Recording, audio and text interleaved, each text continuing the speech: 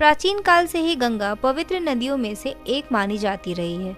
जहाँ एक तरफ गंगा का जल अत्यंत पवित्र और साफ माना जाता है, वहीं धार्मिक मान्यताओं के अनुसार भी गंगा सर्वोपरि नदी है। अपनी पवित्रता के कारण हजारों वर्षों से पवित्र नदी गंगा लोगों के आर्थिक, सामाजिक और धार्मिक जीवन में महत्वपूर्ण रही है। हिंदू परंपरा में इसे देवी का स्थान भी दिया गया है। कुछ लोगों का मानना है कि गंगा का पानी बीमारियों को ठीक कर सकता है, लेकिन क्या आपने कभी सोचा है कि इस पवित्र गंगा नदी का उद्गम कहाँ से होता है? आइए जानते हैं गंगा नदी की उत्पत्ति कहाँ से हुई, ये किन देशों से होकर गुजरती है, कौन कौन से शहर इस नदी के किनारे बसे हुए हैं और भी बहुत कुछ जिसकी जानकारी शायद आपको ना हो। भारत की सबसे लंबी नदी और दुनिया की तीसरी सबसे बड़ी नदी गंगा, जिसकी कुल लंबाई 2525 किलोमीटर है, यह हिमालय के गंगोत्री ग्लेशियर से निकलती है।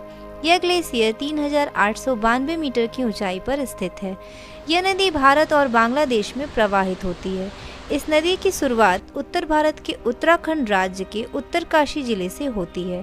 भागीरथी गोमुख स्थान से 24 किलोमीटर लंबे गंगोत्री ग्लेशियर से निकलती है। भागीरथी और अलकनंदा ये दोनों ही नदियां देवप्रयाग में एक दूसरे से मिलती हैं, जिसके बाद वह आगे गंगा के रूप में पहचानी जाती हैं।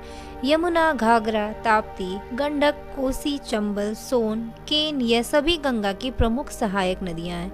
गंगा नदी उत्तराखंड, उत्तर प्रदेश, बिहार, झारखंड और पश्चिम बंगाल राज्यों से होकर बहती है और अंत में बे ऑफ बंगाल यानी बंगाल की खाड़ी में जाकर गिरती है। उत्तराखंड के गढ़वाल क्षेत्र में पहाड़ों से होते हुए गंगा ऋषिकेश और हरिद्वार से निकलती है। हरिद्वार ऐसा स्थान है जहां गंगा पहली बार मैदानी इलाकों को स्पर्श करती है। इसके बाद यह उत्तर प्रदेश राज्य में प्रवेश करती है, जहां ये नरोरा, फर्रुखाबाद, कानपुर, प्रयागराज, वाराणसी और गाजीपुर जिले से होते हुए बिहार में प्रवेश करती है।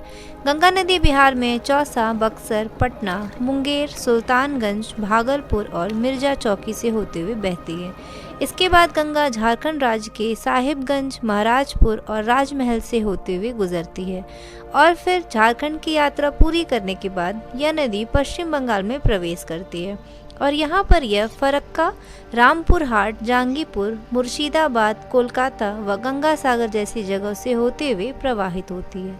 इन राज्यों से गुजरती हुई गंगा नदी एक बड़े क्षेत्र को साल भर सिंचाई का स्रोत प्रदान करती है, जिसकी वजह से इन राज्यों की कृषि व्यवस्था अच्छे ढंग से हो पाती है। गंगा जब पश्चिम बंगाल में प्रवेश करती है तो यह पद्मा और हुगली में विभाजित हो जाती है। पद्मा नदी बांग्लादेश से होते हुए अंत में बंगाल की खाड़ी में गिरती है। गंगा नदी को बांग्लादेश में पद्मा के नाम से जाना जाता है। वहीं हुगली नदी बंगाल के विभिन्न जिलों से गुजरती हुई अंत में बंगाल की खाड़ी में गिरती है।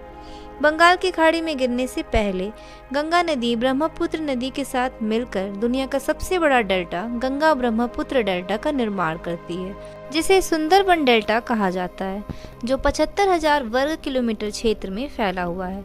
यह भारत और बांग्लादेश दोनों देशों में फैला हुआ है। यह डेल्टा दुनिया का सबसे उपजाऊ क्षेत्र है। इसके साथ ही बहुत सारे वैज्ञानिक रिसर्च में यह बात सामने आई है कि गंगा का पानी कभी भी खराब नहीं होता है। आमतौर पर अगर नॉर्मल वाटर को हम लंबे समय के लिए भर कर रख दें तो वह पानी सड़ने लगता है और उसमें कुछ ही दिनों के बाद कीड़े पनपने लगते हैं, लेकिन गंगा जल में ऐसा नहीं होता है। लंबे शोध के बाद यह बात सामने आई है कि गंगा जल में बैक्टीरियोफेज नामक बैक्टीरिया पाया जाता है, जो गंगा जल के अंदर केमिकल रिएक्शन करके उसमें पनपने वाले खराब बैक्टीरिया को मार देता है, जिसकी वजह से गंगा का पानी हमेशा शुद्ध और स्वच्छ बना रहता है। वाकई गंगा नदी हमारे जीवन में कितनी इम्पोर्टेंट है, यह अब आप समझ गए होंगे। आशा करती हूँ आपको वीडियो पसंद आई होगी। ऐसी ही और वीडियोस के लिए चैनल को लाइक एंड सब्सक्राइब करना ना भूलें।